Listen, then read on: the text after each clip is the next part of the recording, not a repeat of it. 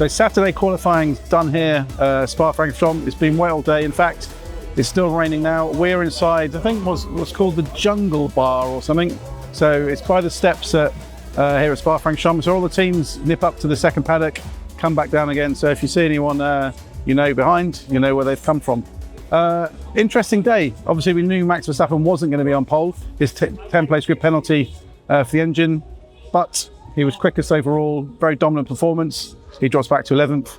So our grid for Sunday, Charles Leclerc first, pole position. Checo Perez, a great performance from him. He'll be lining up in the front row. Lewis Hamilton third, Lando Norris fourth, Oscar Piastri fifth, and George Russell sixth. So an interesting day.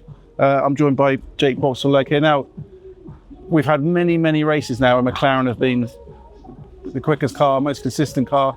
Today, the picture seems to change. Red Bull in another class. Is that fair, do you think? It sort of is, but that's because Red Bull ran with much higher downforce in these conditions. And, McLaren had been very strong in practice, but we got to a point where Verstappen said he felt more comfortable with the wing that he ran in FP1.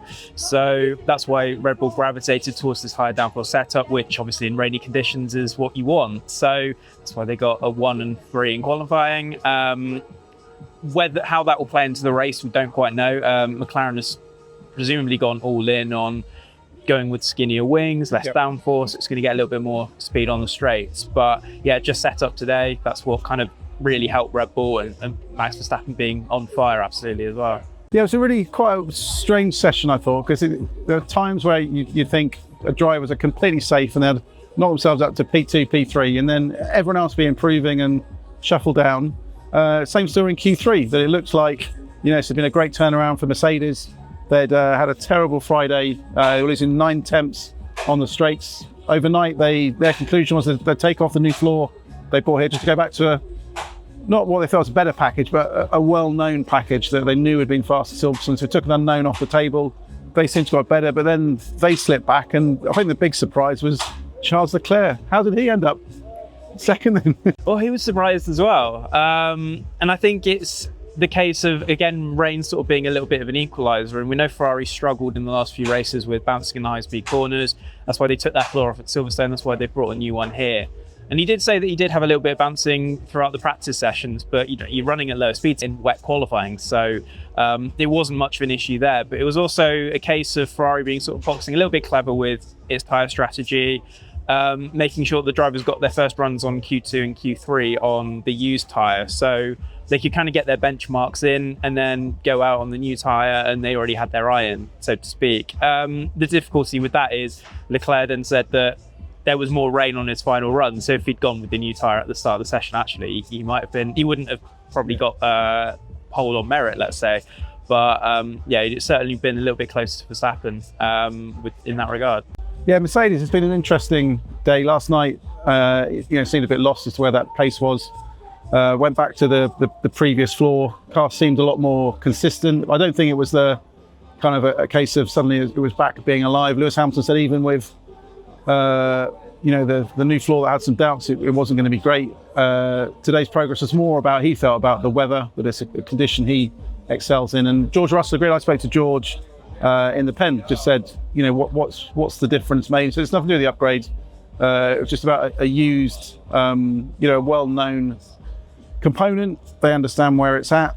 He thinks that Spa's and there's kind of an outlier track for them. They've always struggled here, and there's no obvious answer because it's got the same kind of high-speed demands that Silverstone has these days. Silverstone is super quick, a lot of flat-out sections, similar kind of compromises to hear about where you're setting your car up, some slow sections as well.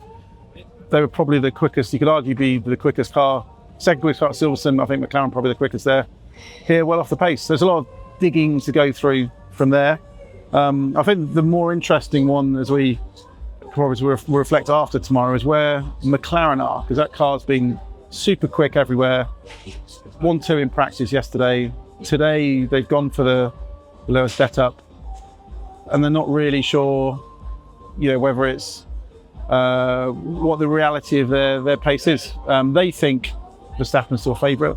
What do you think in terms of where that fight between McLaren and Red Bull? stacks up. So you've gone to McLaren. They've said that Verstappen's the favourite. Now you're coming to me. Yeah, I want your alternative. Oh, right. Well, McLaren's I think it's going to play it down, obviously, because qualifying's not gone the way that they wanted it to. We kind of know the reasons why, as you've already kind of said.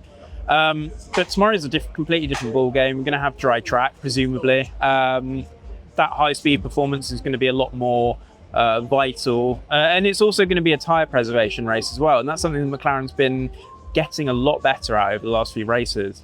So, and Verstappen has also spoken about this as well. So I'll take myself off the fence and put sub-Max in. He thinks it's still going to be a race of damage limitation for Red Bull. And he thinks McLaren's race pace is not way ahead, but considerably ahead of where Red Bull is at the moment. When we did our calculations on Friday night, it was probably about 2 tenths between them.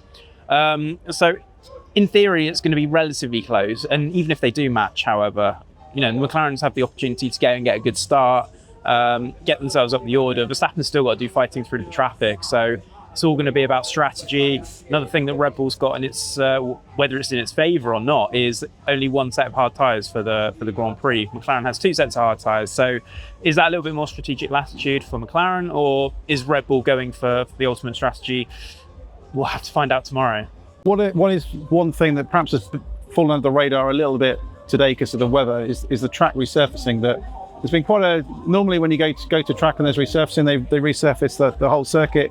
Here it's been very selective, so it's only certain sections. So, on my notes here, and hopefully our clever video editors will put a little graphic up showing where this resurfacing is. But it's basically Blanchiment-Montois Rouge, Rayon to Bruxelles. Rivage. Is it Rivage? Is that what it's called? It's always been called Rivage. Some people, I don't know. I just asked Phil, my colleague, and he said it was called Bruxelles, and he's from Belgium, so... Oh, I'll go with Phil then. Okay, whichever that corner is, whether it's Rivage or Bruxelles, it's that one. And Stavelot to Paul Frere. And I think that's what the name of that corner is. Yes. So even though is that the corner that had no name? That's the one after Stavelot. Yes, perfect. So those 3 corners are a new surface. Now it's higher grip. It's putting more energy through the tyres. And so teams have now got this kind of weird scenario where the tyres are doing one thing on half the track and a different thing on the other half of the track. It's causing offsets of car balance, which is upsetting the car. It's what George Russell suggested is a fact that's damaging the tyres. So last year, kind of the 2-stop was, it's one marginal 1-stop, 2-stop last year. This year, Pirelli now think it's a definite nailed-on 2-stop. And if the temperature's a bit warmer than we expect tomorrow, it could go as high as a 3-stop for some, depending on obviously where it dumps you in traffic and how that all goes from there. So I think there's a lot to play for. And I think if you're now Max Verstappen with the pace advantage you've got, the strategy options you've got, the ease with which overtaking is possible here, and what he still has is a straight line speed advantage, which still looks very good. I think it's looking pretty close. I think what will be more fascinating is if McLaren can make a break for it at the front tomorrow. So they need to clear Leclerc, they need to clear Perez, they need to clear Hamilton pretty quickly and get as much traffic as possible between them and Max, because Max is coming through tomorrow, no doubt. I think bare minimum that Max is looking at tomorrow is P3. I think he's got his sights on P1, so it's still a lot to play for, a lot of excitement, and I can't predict how it's going to shuffle around with Leclerc, Perez, and Hamilton because they all look pretty quick. They've all got different factors. There isn't much performance difference between them, so I think everything to play for tomorrow. Do you agree? I think so. I think, for me at least, I think McLaren will probably take the early advantage and will have to kind of preserve that lead. But I think at the first corner, you've got Leclerc at the front, you've got Perez at the front. Charles wants to, make a statement and lead the race for some of it, but it's not necessarily advantageous to be on pole here. Perez is going to probably have a run at him into the first corner, and he's been under so much pressure over the last few races, and this is a huge confidence boost for him. He's going to want to make a statement as well, especially with suggestions that his seat is in danger. So there's a lot to consider there, and I think it's going to be a really exciting start, and it's going to continue as the McLarens come through the order and as Verstappen come through the order as well. Perfect. So we'll be back for more fun tomorrow. It's looking interesting. The sunshine's going to come out, and I think we're in for a cracker.